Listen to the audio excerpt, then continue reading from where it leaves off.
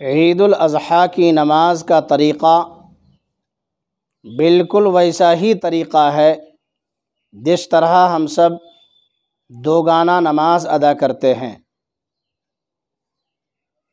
نماز کا طریقہ الحمدللہ ہم سب کو معلوم ہے۔ عیدین کی نماز میں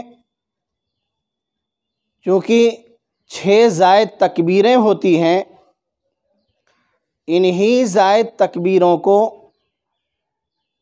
کس جگہ اور کس طرح ادا کرنا ہے اسی کو ذہن میں رکھیں۔ باقی نماز کا پورا طریقہ وہی ہے جس طرح عام نمازوں کو ہم 2 رکعت پڑھتے ہیں۔ ہم اپنے گھروں سے تیار ہو کر کے عیدگاہ آئے ہوئے ہیں، یہ ہماری نیت ہو گئی۔ اگر عربی نیت یاد نہیں ہے، اردو میں صحیح طور پر آپ بولنے پر قدرت نہیں رکھتے ہیں، کوئی حرج نہیں ہے، دل کے ارادے کا نام نیت ہے۔ آپ مصلی پر امام کے پیچھے کھڑے ہو گئے، یہ آپ کی نیت ہو گئی۔ آپ کو امام کی اقتداء کرتے ہوئے تکبیر تحریمہ کہنا ہے اور دونوں ہاتھوں کو کانوں تک اٹھانا ہے۔ اللہ اکبر، یہ تکبیر تحریمہ ہے۔ اللہ اکبر کہہ کر کے آپ نے دونوں ہاتھ باندھ لیے۔ اس کے بعد ثنا پڑھیں، سبحانک اللہم وبحمدک وتبارک اسمک وتعالی جدک ولا الہ غیرک۔ ثنا پڑھنے کے بعد عام نمازوں میں ہم تعوذ اور تسمیہ پڑھ کے قرأت کرتے ہیں، لیکن عیدین کی نماز میں تعوذ تسمیہ سے پہلے ثنا کے بعد 3 زائد تکبیروں کو کہنا ہے۔ پہلی تکبیر کہہ کے دونوں ہاتھوں کو کانوں تک لے جانا ہے، اللہ اکبر کہہ کے ہاتھ چھوڑ دینا ہے۔ دوسری تکبیر میں پھر ہاتھوں کو کانوں تک لے جانا ہے، اللہ اکبر کہہ کے ہاتھوں کو چھوڑ دینا ہے۔ اور تیسری تکبیر میں دونوں ہاتھوں کو کانوں تک لے جانا ہے اور اللہ اکبر کہہ کے ہاتھوں کو باندھ لینا ہے۔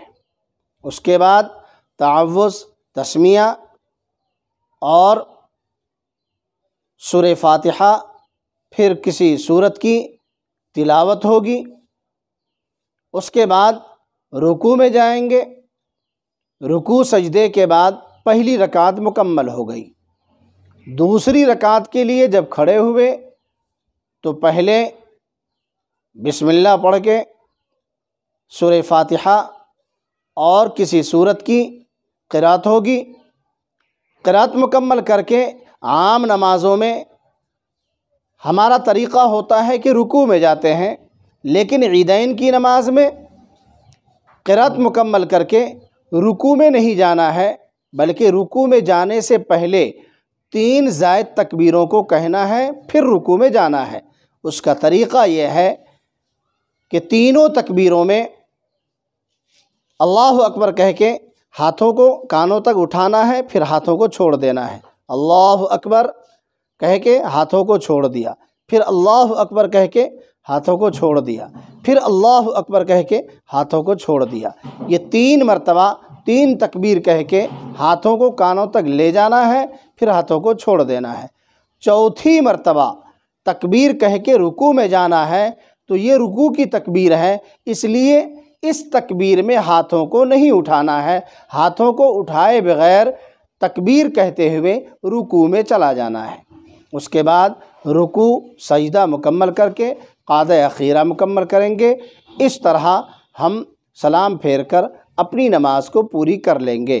امام کی اقتداء میں نماز ہو رہی ہے، اس لیے قرأت وغیرہ یہ امام کے حوالے ہے، آپ اطمینان سے امام کی قرأت کو سنیں، سکون کے ساتھ نمازوں کو ادا کریں۔ اس کے بعد جب نماز مکمل ہو جائے تو پھر خطبہ سننا واجب ہے، اس لیے ہم اطمینان سے تشریف رکھیں، خطبہ سنیں، پھر اپنے گھروں کو جائیں۔